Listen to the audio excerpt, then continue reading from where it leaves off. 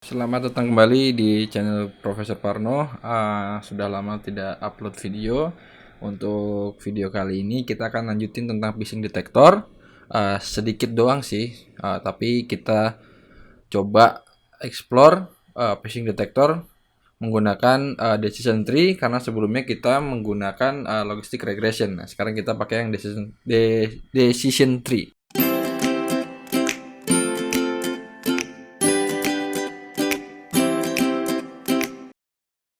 Oke, kita skip aja ke slide yang decision tree. Nah, ini di sini ada beberapa penjelasan sedikit. Yang pertama adalah persoalan phishing detector ini kualitatif ya. Jadi dia itu kan masalahnya adalah phishing atau enggak websitenya. Nah, itu kita translasi atau kita decode ke persoalan numerik menggunakan numeric encoding. Jadi sama min 1 dan 1 ya, seperti yang dataset yang kita gunakan. Si decision tree ini prinsipnya adalah menggunakan binary tree, dimana kalau binary kan berarti kan ya tidak dua gitu ya, tapi ini dibuat seperti pohon gitu. Jadi sampai ke permasalahannya bisa kita pecahkan seluruhnya sesuai dengan kondisi yang kita punya. Maksudnya kondisinya ini adalah fitur-fitur dari datanya, yang seperti di video sebelumnya gue jelasin di file Word-nya itu, seperti apakah dia pakai port custom, apakah dia sudah pakai nama domain atau dia masih pakai IP saja. Itu kan sebuah kondisi-kondisi atau uh, sebuah fitur. Jadi dari kondisi itu kita jadikan sebuah fitur di datanya. Dari binary tree ini kita akan melakukan analisa dan melakukan pemrosesan data sampai sehingga kita mendapatkan model tree atau pemodelan decision tree yang efektif, yang memiliki performa yang baik dalam menganalisa atau menentukan apakah sebuah website itu phishing atau tidak dengan sebuah machine learning. Kalau seperti pada buku-buku machine learning pada umumnya biasanya dicontohkan dengan si Iris ya. Iris ini dimana fiturnya itu adalah petalength, petal width gitu-gitu ya. Si secara bentuk dari bunganya itu. Apakah dia masuk ke kelas Virginica atau kan versicolor atau setosa gitu ya. Nah, prinsipnya begini sih sebenarnya, kasarnya seperti ini ya. Jadi dia itu pertama akan membagi subset awal tuh jadi dua gitu. Dua subset awal. Karena tadi di slide sebelumnya dijelaskan bahwa ini adalah binary class. Jadi kita kelasnya adalah 1 0, iya atau tidak gitu. Phishing atau tidak. Seperti itu. Tapi dalam kasus yang di Iris ini, karena dia mempunyai banyak kelas, dia butuh juga sebuah subset yang cukup kompleks, karena dia akan menentukan apakah kelas ini dimasuk kemana kelasnya. Nah, pertama misalnya dilihat dari petal width-nya.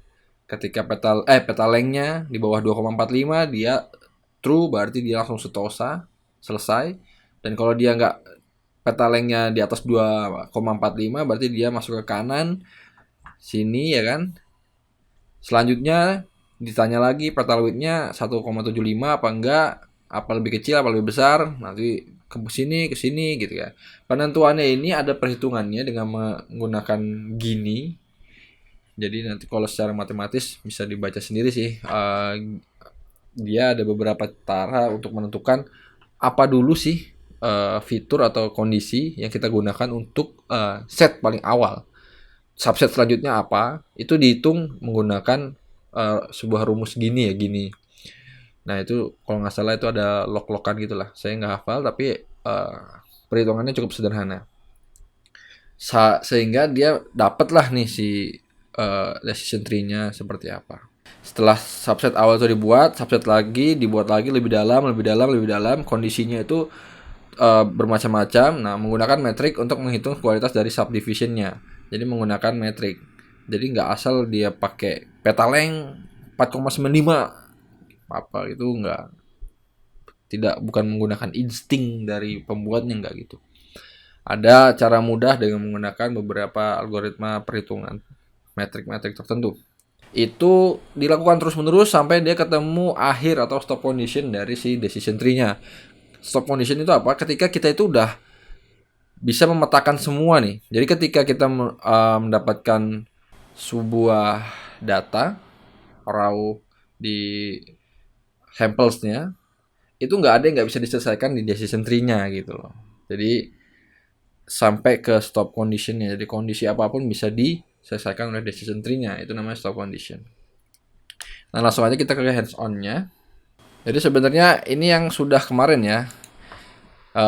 Tentang yang dengan menggunakan log regresi. Logistic regression.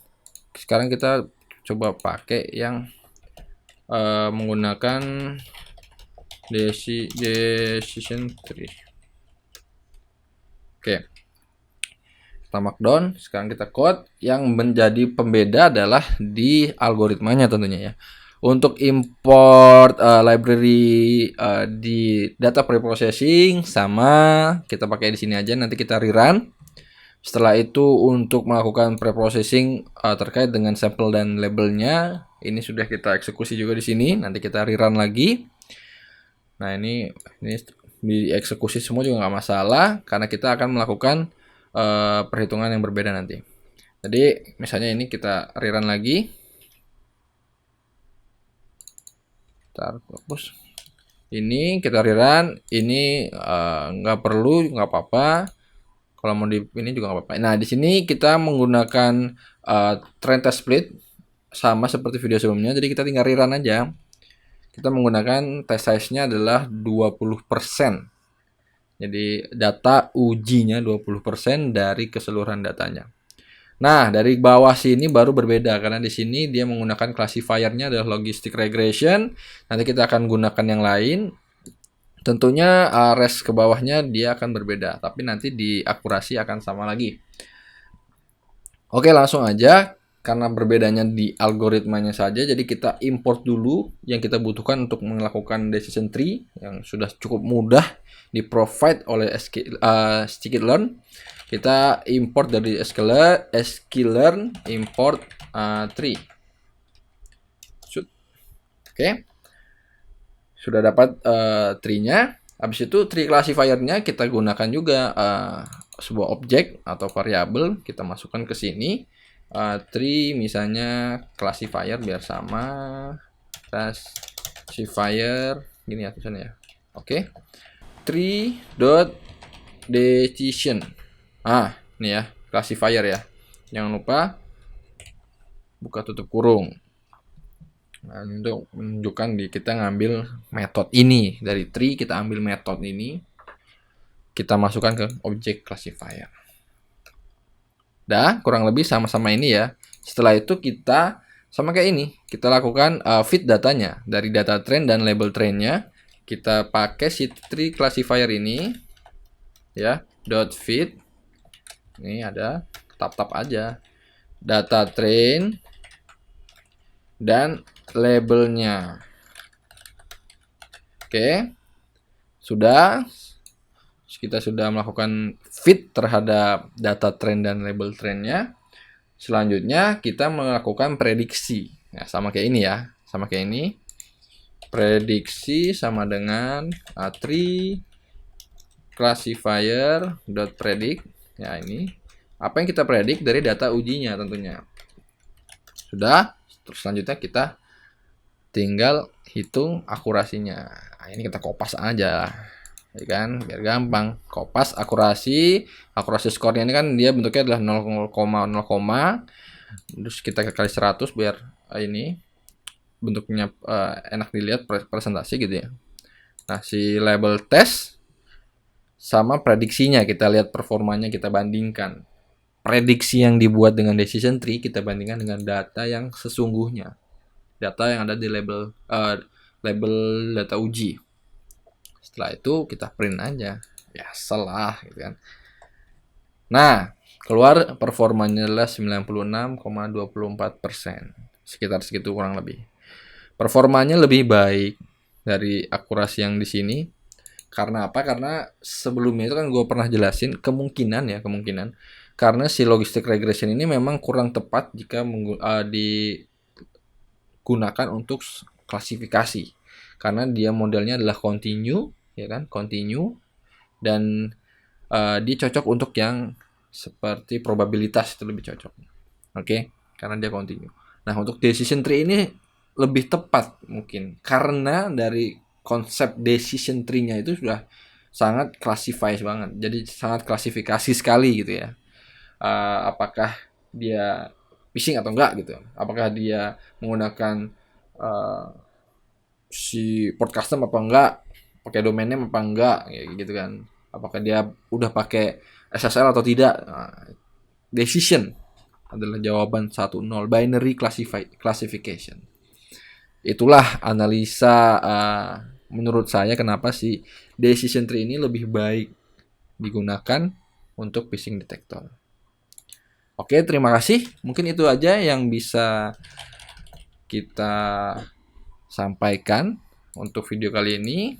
Nah, kita pakai inilah. Terima kasih.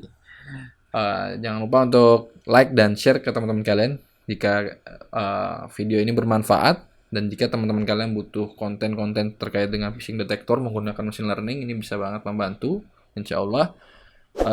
Jangan lupa untuk subscribe juga channel Profesor Pano, klik loncengnya supaya nanti kalau ada video baru bisa dapat notifikasi.